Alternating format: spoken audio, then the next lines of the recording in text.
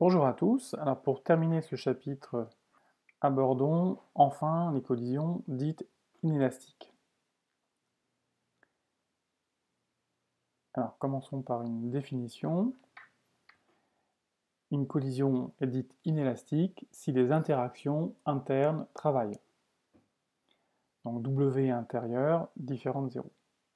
L'énergie cinétique du système va être en partie dissipée pendant la collision, ce qui va se traduire par soit une déformation, soit un échauffement, et parfois même à une modification de la nature des particules. Donc ce type de processus est à l'œuvre par exemple dans une réaction chimique. Dans une réaction chimique, vous avez pendant la collision entre deux molécules un réarrangement des liaisons, une déformation de la structure moléculaire et à la fin les produits sont différents des réactifs. Une réaction chimique par nature est une collision inélastique. Lorsque vous laissez tomber par exemple une pâte à modeler par terre, la pâte à modeler s'écrase, elle se déforme et la quasi-totalité de l'énergie cinétique de la pâte à modeler est convertie essentiellement en travail de déformation et un petit peu en énergie interne qui va produire un léger réchauffement de la pâte à modeler. Donc tout ceci sont des exemples de collisions inélastiques. Les lois utilisées pour décrire une collision inélastique sont simples. On a toujours conservation de la quantité de mouvement puisque le système est toujours isolé. On a des interactions internes toujours, mais on suppose que le système est isolé vis-à-vis de l'extérieur. Donc la quantité de mouvement du système avant la collision est égale à la quantité de mouvement du système juste après la collision. Et par contre, l'énergie du système n'est pas conservée. La variation d'énergie cinétique du système est égale au travail des forces intérieures. Donc, un premier exemple de collision inélastique, c'est le rebond inélastique. Imaginez, vous faites tomber une bille, par exemple, une balle, sur un support fixe. La balle va rebondir, mais elle ne va pas tout à fait remonter au même niveau, parce qu'une partie de l'énergie cinétique a été perdue, parce que des forces internes ont travaillé. Donc en fait, une partie de l'énergie cinétique est perdue sous forme de travail de déformation. Ça peut se voir ici au ralenti. Là, vous voyez une balle de golf qui percute un support fixe. Regardez. Vous voyez là, comment elle s'est déformée. Alors elle retrouve sa forme à peu près initiale après, ce qui fait que le travail des forces internes n'a pas beaucoup évolué. Mais on peut voir que la balle oscille et que ces oscillations s'amortissent, ce qui est le propre d'un phénomène dissipatif. Donc il y a forcément une petite partie de l'énergie qui s'est perdue. Il est évident que la collision n'est pas parfaitement élastique. Alors pour modéliser en fait cette perte d'énergie, on fait intervenir un coefficient qu'on appelle le coefficient de restitution, que l'on note souvent petit e, et qui va traduire l'inélasticité de la collision. Alors comment il intervient ce coefficient? Eh bien, donc, la vitesse relative de la particule 1 par rapport à la deuxième particule est égale à moins e fois la vitesse de 1 par rapport à 2 avant le choc. E étant inférieur à 1. Alors, on peut montrer que si la collision est parfaitement élastique, E vaut 1. Reprenez les équations de la collision directe élastique, vous verrez V'1 moins V'2 égale moins V1 moins V2, c'est ce qu'on a démontré. Donc pour un choc élastique, E vaut 1, et pour un choc inélastique, E est strictement plus petit que 1. Plus E est proche de 0, et plus la collision est inélastique, et la perte d'énergie cinétique est importante. Par exemple, quand vous lâchez une pâte à modeler sur le sol et que la pâte s'écrase sur le sol, la vitesse après le choc est nulle, et donc E vaut 0, et toute l'énergie cinétique initiale de la pâte à modeler que vous avez lâchée a été transférée, dissipée, sous forme de travail des forces de déformation. Si on continue dans l'exemple du rebond, hein, si vous lâchez un corps d'une hauteur h, si on suppose que les frottements sont négligeables, si on prend le modèle de la chute libre, vous savez que la vitesse de chute libre, ce sera racine de 2gh, si on lâche le corps d'une hauteur h. Et si la collision est inélastique, ben, vous voyez, on trouve que la vitesse après le choc, ça va s'écrire moins e fois la vitesse avant le choc. Or, la relation qu'il y a entre la hauteur de chute et la vitesse de chute, c'est une relation du type v égale la racine de 2gh. Ça veut donc dire que la hauteur de chute varie comme le carré de la vitesse. Donc ici, après le choc, la vitesse va être multipliée par petit e, et donc la hauteur du premier rebond va être multipliée par e carré. On va donc avoir h1 égale e carré fois h. Comme e est plus petit que 1, évidemment, la hauteur du premier rebond va être plus petite que h. C'est ce qu'on observe tous quand on lâche une balle de tennis. Elle va rebondir, mais elle ne va pas remonter au même niveau que la hauteur initiale. Si je produis un deuxième rebond, évidemment, je vais avoir h2 égale e carré fois h1, c'est-à-dire e puissance 4 fois h, etc., etc. Donc on voit bien que la hauteur des rebonds suit une progression géométrique. hn, pour le nème rebond, c'est e puissance 2n fois h. Vous voyez, on voit bien que comme e est plus petit que 1, cette suite tend vers 0. On va donc avoir hn qui va tendre vers 0, le nombre de rebonds va tendre vers l'infini, disons, et la durée totale de tous ces rebonds est finie. Si on calcule la somme de toutes les durées de chaque rebond, on trouve une limite qui est finie. D'ailleurs, mesurer la durée des rebonds peut permettre de déduire la valeur de petit e. C'est une façon de mesurer petit e. On fera ça en exercice. Alors, un autre exemple de collision inélastique, c'est ce qu'on appelle le choc mou. Imaginez, vous envoyez un projectile sur un corps qui est relativement malléable. Par exemple, ça peut être une balle de fusil qui est envoyée sur un bloc de plomb. La balle de fusil va s'encastrer dans le bloc de plomb,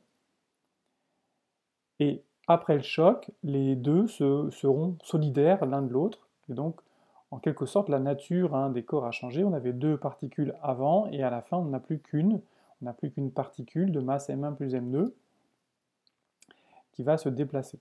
La balle s'étant encastrée dans le bloc de plomb. Ça, c'est ce qu'on appelle un choc mou. Alors, si on écrit les équations, eh bien, avant le choc, la quantité de mouvement, c'est m1v, et après le choc, c'est m1 plus m2 v'. Cette équation vous donne directement la vitesse après le choc. On a v' qui vaut m1 sur m1 plus m2 v.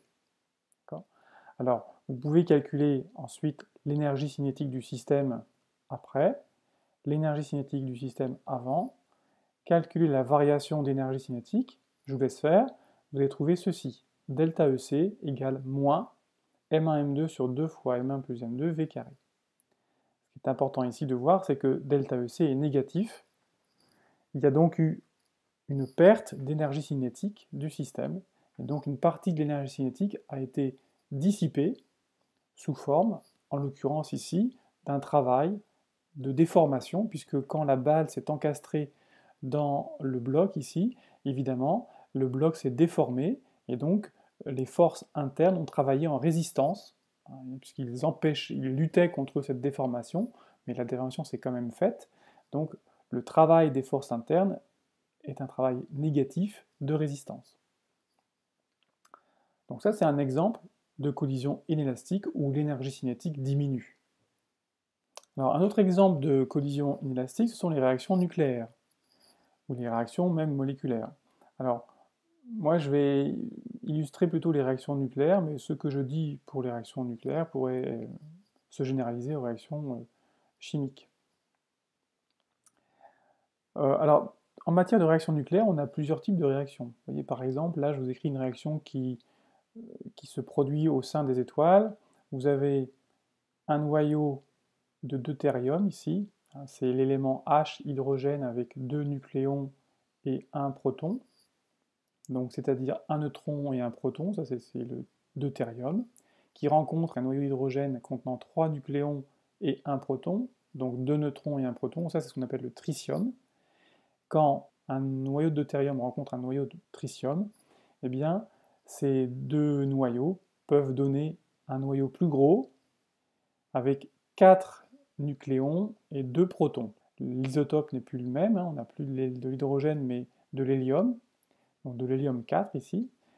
Et puis, alors le nombre de nucléons se conservant, hein, on a ici 5 nucléons, donc là on va avoir un nucléon supplémentaire et ici un nucléon de charge nulle, hein, donc nombre de charges nulles ici, et ça c'est donc forcément un neutron. Donc voilà une réaction, ça c'est une réaction de fusion, hein, vous avez deux noyaux qui fusionnent pour former un noyau plus gros. Ça c'est une réaction nucléaire qui produit de l'énergie, vous allez voir pourquoi.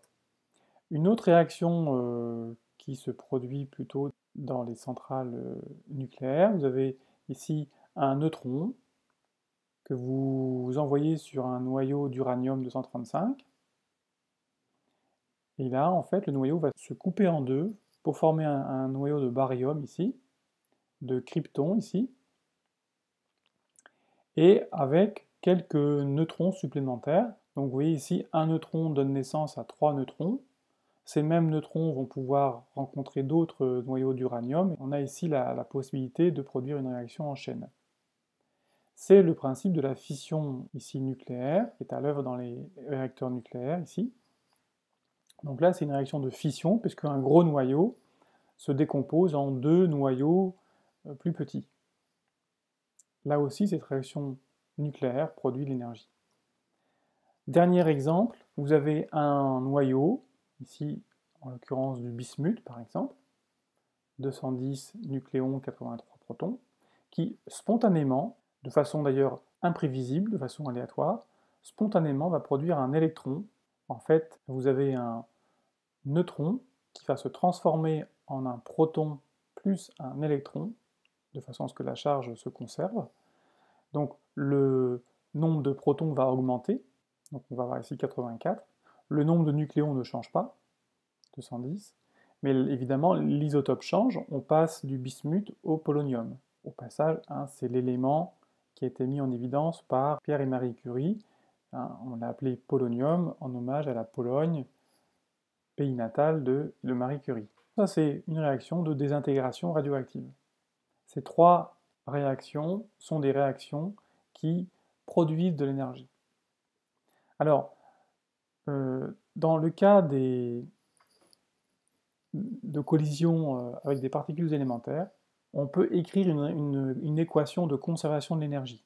Car en fait, quand on applique les principes de la relativité restreinte, on peut montrer que l'énergie d'une particule, c'est une énergie cinétique plus une énergie, on va dire, interne, qui est liée à sa masse et qui s'écrit mc2.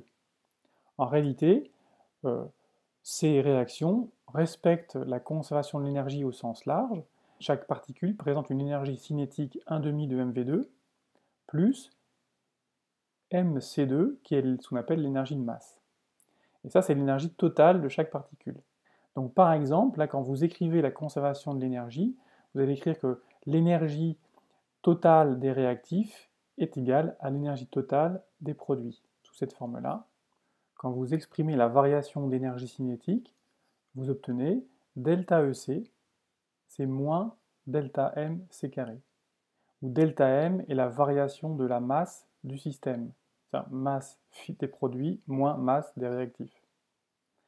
Et vous voyez, ce que vous obtenez, c'est que si la masse des produits est plus petite que la masse des réactifs, ce terme-là est négatif, et donc delta EC est positif. Autrement dit, le système gagne de l'énergie cinétique. Le système, la réaction, produit de l'énergie. Dans ces trois cas, eh bien, la masse des produits est légèrement plus faible que la masse des réactifs. Ce qui fait que delta M est négatif, et donc ce terme-là est positif. Il y a bien libération d'énergie ici. Alors une petite remarque, je sais qu'on vous a sans doute appris qu'en chimie, dans une réaction chimique, la masse se conserve. En réalité, pour une réaction chimique, la variation de masse, elle est quasiment invisible. Ce qui fait qu'on peut tout à fait affirmer que la masse se conserve dans une réaction chimique. pour une réaction nucléaire, la variation de masse, elle est très très faible également. Elle est de l'ordre de 1 pour 1000. Donc c'est à peine visible. Simplement, comme il y a un terme ici en C carré, ça peut produire des énergies qui ne sont pas négligeables. En fait, pour des réactions nucléaires, l'énergie cinétique ici gagnée, c'est de l'ordre du méga-électronvolt, ce qui n'est pas du tout négligeable.